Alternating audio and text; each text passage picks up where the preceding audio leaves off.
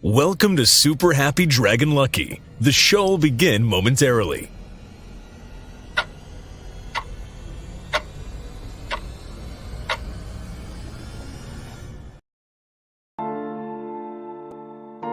But why, some say, the moon? Why choose this as our goal? And they may well ask, why climb the highest mountain? Why, 35 years ago, fly the Atlantic? We choose to go to the moon. We choose to go to the moon in this decade and do the other thing. Not because they are easy, but because they are hard. Because that goal will serve to organize and measure the best of our energies and skills. Because that challenge is one that we're willing to accept, one we are unwilling to postpone, and one we intend to win. We choose to go to the moon. Hello, welcome to Super Happy Dragon Lucky, the Dragonchain Updates show. This is episode City E 0xce. It is the 207th episode. We're almost to the full 4-year mark, I think. Reminder, nothing on the show is financial advice, and stay tuned after the updates for a quick AMA, weekly AMA. So first off, we'll do Dragonchain updates in the Super Happy Dragon Lucky distribution, which is this show's governance method. Last week's episode created 1,198 lot. So there was one question for 299 lot. There was one featured post for 299 lot. The host received 299 lot, and Dragonchain received 300 lot. Now we move to DENDAO. So July 2023 LCP results are in per prior DENDAO vote. The winners will going to be the number one Lair as ranked by unique voter, and the number one Lair proposal as ranked by lower committed.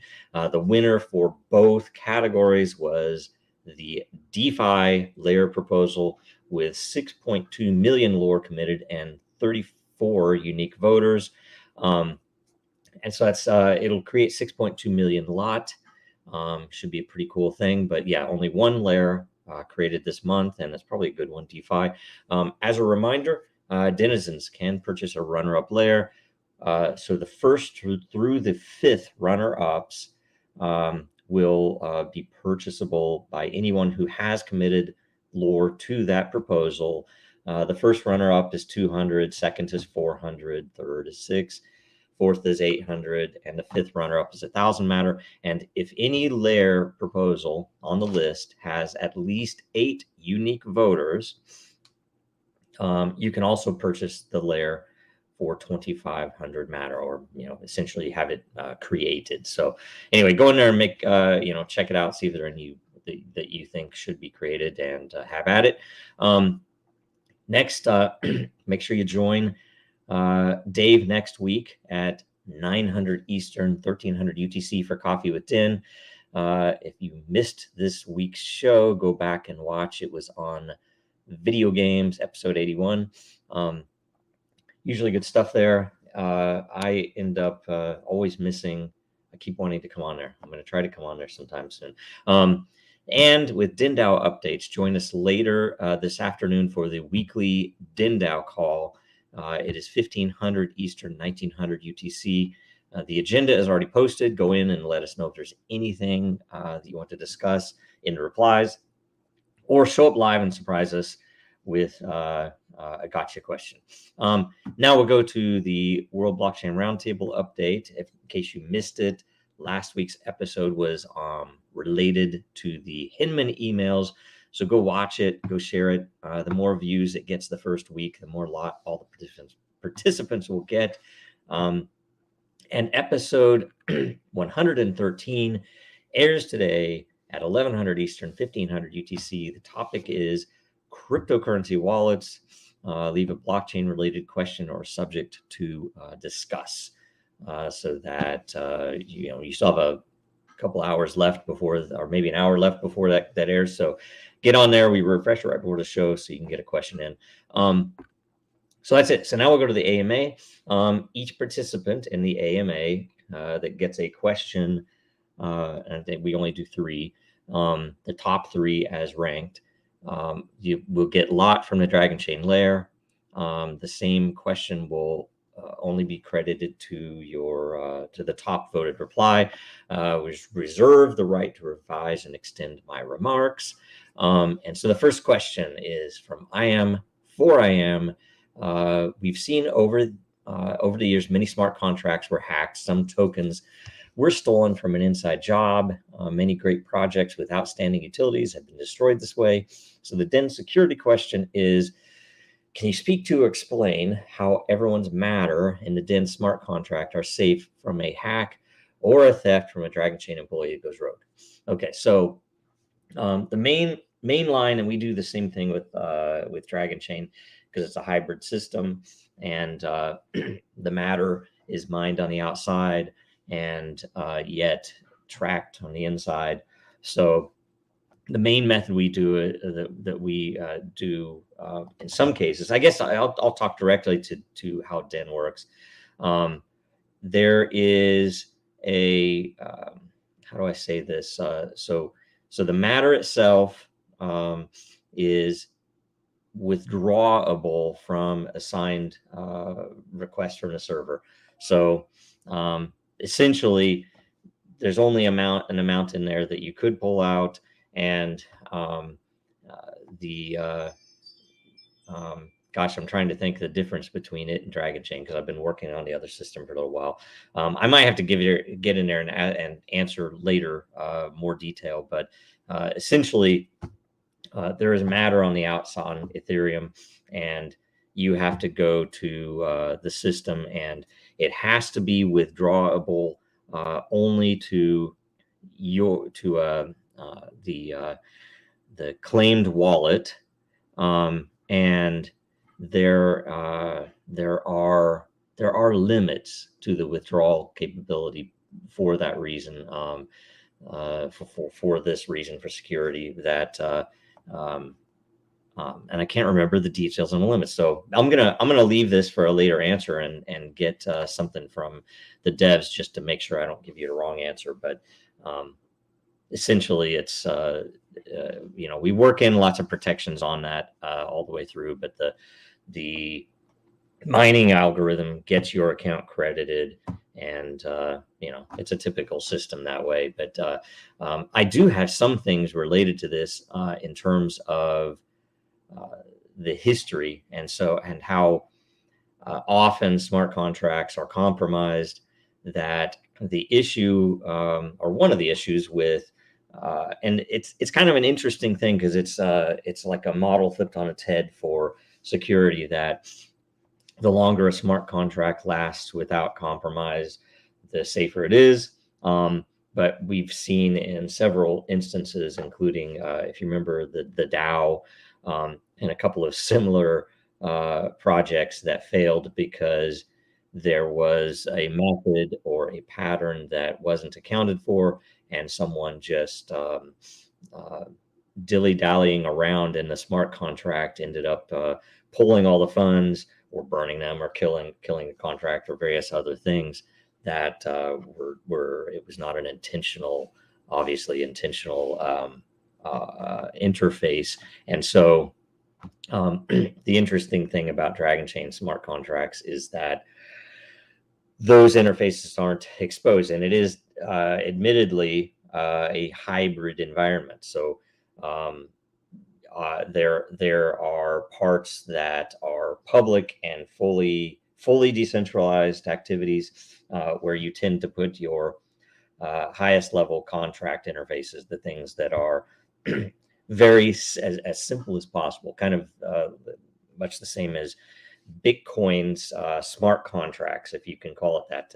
The actual language used or the operations usable in Bitcoin are or were declared to be as simple as possible, not Turing complete, precisely for that reason. You didn't want any complexity. You wanted it to be so certain so deterministic that you wouldn't have to worry about trusting someone's evaluation of a smart contract before you put it out.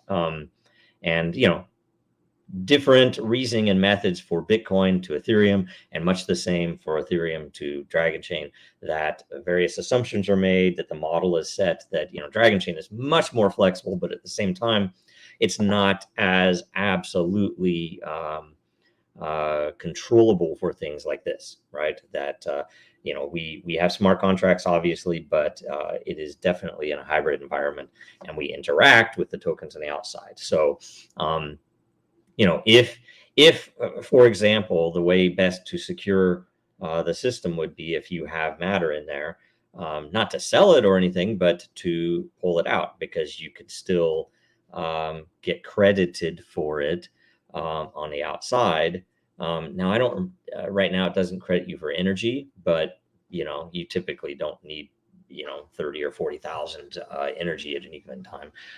But up to you, do whatever you want. And that's kind of the gist of it. So, okay, next, hopefully I'll give you more detail there later.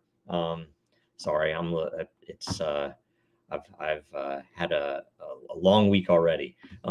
Okay, so let's see here. Kratos, God of Boy. I don't know if it's a question or not, but it did get voted up. XRP, let's go. Yes. Dragon is next. I think so. Yes. I don't know if it's next, but I know it's going to win. So, and I would advise everyone to follow as much as possible what is happening in the XRP world. And by the way, whether you are a technical person, which I tend to fall into, someone who's more interested in the legal, and I feel sorry for you if that's the case, or someone who is more interested in the social aspects. So all of those things are super interesting. The technical, for me, is the fact that Ripple is a very different thing than Bitcoin or Ethereum or Dragon, and that its purpose, as declared, was, I'll probably get this wrong, right? It's for exchange of value across national boundaries or anything, frankly. But I think they've heavily focused it on banking world and improving those systems, which, if anybody's ever used those systems, notably they need improvement, and they are often very scary how the banks move money around willy-nilly, and it's just it's sitting on somebody's desk or something. It's pretty freaking annoying. So that's what they do. Ethereum is a Turing a complete an encapsulated or contained virtual machine for smart contracts that you can use for tokens and everything else. And it's a particularly valuable system for that reason. Bitcoin, obviously, supposed to be peer-to-peer cash. That was the purpose.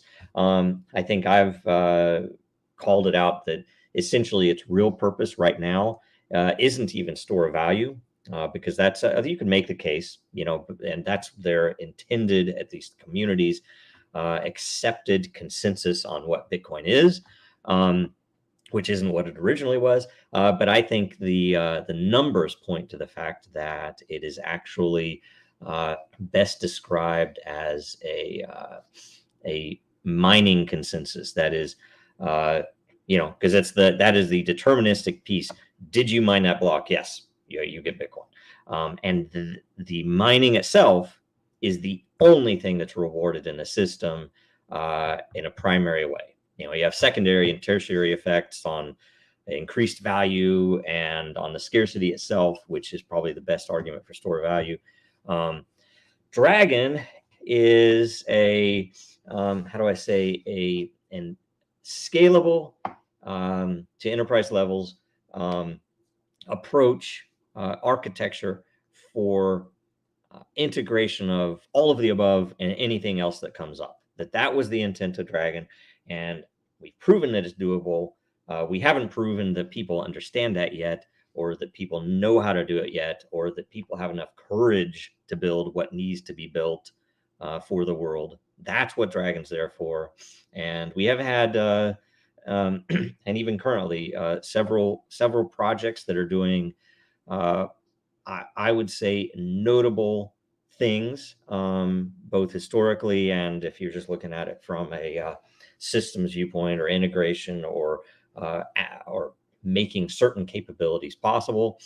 That's what Dragonchain is about. And the interesting thing about it is when you move from that technical level to the legal or the social, that the technical is a really good way, I think, to categorize stuff, because when you look at the legal, I mean, the XRP ruling was a very positive outcome, but the interesting thing about it is when you read through it, even it is depressing in my opinion. Not because I would expect perfection, but it's such a different world moving from engineering to legal, because a lot of things that people think, even if they don't think they're black and white, they think at least there might be a little gray area, but it's obvious when you get into the yes or the no answer.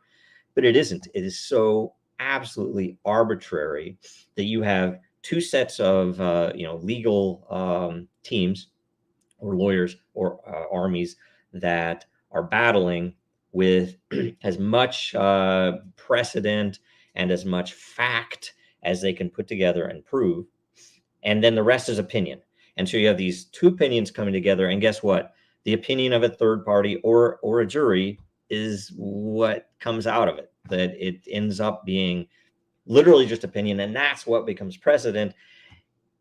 I would say it's a totally broken system, because if you don't have the interest in picking up what those rules are, you're screwed. And if you don't have enough money to pay someone who has the interest in understanding what those rules are, you're screwed. And frankly, even at the end, if you aren't related to or have some blood lineage or not in some particular secret society, you very well might be screwed if the other side is. And so it's so totally broken, and it becomes an obvious thing that could be fixed.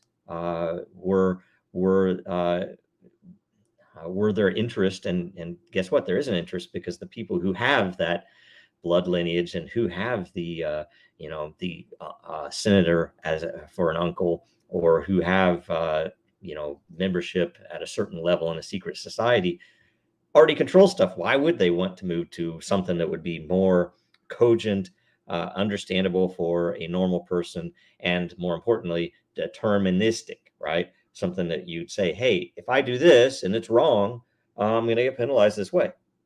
It would be nice, wouldn't it? And then the crazier thing is the social side of it. If you're following Twitter and you see the maximalists decrying this ruling, or trying to say the ruling is different than it obviously is, that XRP is a security, it's crazy. And it's kind of funny how you can see how they've taken a community that started as primarily an engineering community focused on liberty and I guess truth in how money was made, and let's do something that we don't need those banks, and it became a threat, and that community is largely made up now of at least the branded side of it. I mean, I think blockchain as a whole wouldn't maybe fit there, but that the Bitcoin maximalists in particular don't like the fact that they've effectively lost what might be a monopoly on a legal status in the world. And it's really kind of sad that you see this, because they like Bitcoin is the blockchain, and I'm like, it's crazy. It's craziness, because they don't care about liberty anymore. They don't care about cash anymore. They don't care. All they care about is their branded, logoed Bitcoin. And I fear that so far I've not seen it too much, that Ethereum could lead the same way, because when people's bags are involved, their opinions are going to be affected. And frankly, some of the bad history of how Ethereum was originally created and some of the things that we did not know about original funding and some of the parties involved and their interactions with. I wouldn't say it's absolutely quite as bad or quite as obvious as FTX and FBF, but there's a lot of bad stuff in there that frankly surprised me for engineers. Now with the bankers, of course, like some of the founders for Ethereum, it's pretty despicable stuff that they've done, advising the SEC and stuff like that. So probably, we should consider to do a FOIA, or if anybody has any interest, to do a FOIA on Lubin's conversations with the SEC if they ever mentioned Dragon. It would be super interesting, right? But whatever, there's a lot of evil in the world, and we have certain other metaphysical protections. I do think we're protected. I'd already be dead. So either way, let's see here. So that's all that. The last one, Rabin Clace, any updates on why the console and metrics dashboard are not working for some time now? Apologies. We had our lead engineer was on vacation, and we had a system failure, and we had to recover data from backup, and we had to migrate some of the systems to a different facility. So we're working through a lot of that, and apologies, we don't have as many resources as we used to have. Thank you, SEC. They've drained millions from us that we would be using right now to otherwise have a better infrastructure. So anyway, we're going to probably try to, be more proactive about that. But anyway, apologies, Robin. So next we go to, that's all the AMA. We go to featured content. So we have one post, which is from Dayrox, which Den.Social promotion is a crucial task. And I'm waiting for the update here on the screen. Okay, so, and this was actually really good. Talks about how posts to promote information, to promote content on Den and or Den itself should be shared by people who are interested in promoting Den and getting more people on here, to basically share those posts onto other platforms, Twitter, Facebook, Instagram, everywhere, whatever you use on the outside, Reddit even. I hope not, but either way, Reddit even. And that the interesting thing about this is, so Dayrox specifically calls out if there could be some way to do a referral reward or promotional link. And good news, Dayrox, and you might already know this. This might have been teeing this question up for me, but essentially every single link that is generated from the share, like if you go to the bottom of this post and you were to share, click on the share button, depending on the platform, it's going to copy that link in.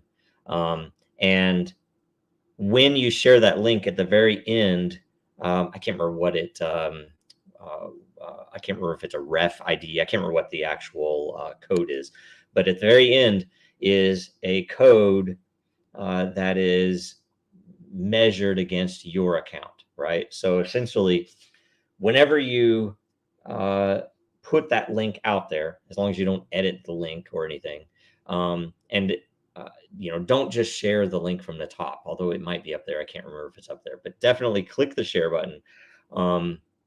Yeah, it's not at the top, right? So let's see. Oh, it is at the top. So I think you could even share it. I think we did that in the past, but either way, that ref ID that's at the end is linked to your account. So when anybody clicks that on the outside from anywhere, you could throw it into a chat, or you could throw it into an email to a family member. If they click on that, you get it's accounted for. You get a point. And what happens is at the end of the day, every mining period, I believe it's 5%. And we need to look that up. But a certain percentage of the total mining, it's either 2.5 or 5%, I'm sure, is awarded proportionally to those people who have shared links on the outside. On top of that, if you do a boost, or if someone boosts your anybody can boost anyone's content, and essentially to boost it, you take Matter and apply it for a certain amount of Matter over a certain number of days, right? You could do it 1 day, you could do it 7 days, and essentially that Matter, there are two different types of boosts. One is to compete in the Lair for position. So essentially to make sure that this content is seen, is more likely seen. If you boost it, it will compete with other content in a deterministic way, entirely based on consensus. So if you boost something that's horrible, it's kind of the money is wasted. And that boost even comes back in mining in different ways. That it comes back to I can't remember what the class is, but you can read and past on it, and we maybe talk about it in DENDAO even, and get into detail. But the other type, which is what you're talking about of boost, is an external boost, which essentially takes however much money someone applies on an external boost, and it rewards all of the clickbacks from that external boost. So let's say we boosted this content, and we should do it as an example. The proportional share of clickbacks from external postings, wherever it's posted, will essentially get a share of that. And it's actually a beautiful thing, because if you boost your own content and you then share it out onto Twitter or something, you're going to get likely some percentage. And I would say if it's your own content, or if it's your own brand or something else, you're likely to get a lot of that boost back, meaning you're both promoting it. And, let's say in the worst case, what I always think is the best pattern is you boost your own content, you put it out on Twitter, and, you either check back, or, if anybody clicks on it, and let's say nobody else shares that content, you get all of your Matter back minus the DEN fee, the boost fee. So it's pretty cool. And there's a lot more to that system, and this is precisely the reason we did it. DENDAO would be open, of course, to changing the amount, changing the measured values, or anything else. So anyway, that was a great post. So that's the featured content. You get separate contribution reward there as well. Okay, so that's everything in closing. Make sure you get some Dragonchain and Den merch at dragonchain.store. Contribute if you have any ability to do so to Dragonchain's legal fund at legalfund.dragonchain.com. Make sure you watch Super Happy Dragon Lucky next week at 1000 Eastern, 1400 UTC, same time, and Thursday as well. Remember, we moved it to Thursday today. Also watch World Blockchain Roundtable today at 1100 Eastern, 1500 UTC. Make sure you follow Dragonchain, Real Denizens, and me, Jojo Rowe, on Twitter, LinkedIn, and Den.Social. And then, of course, like, comment, subscribe, and share this video, please. I think that's everything.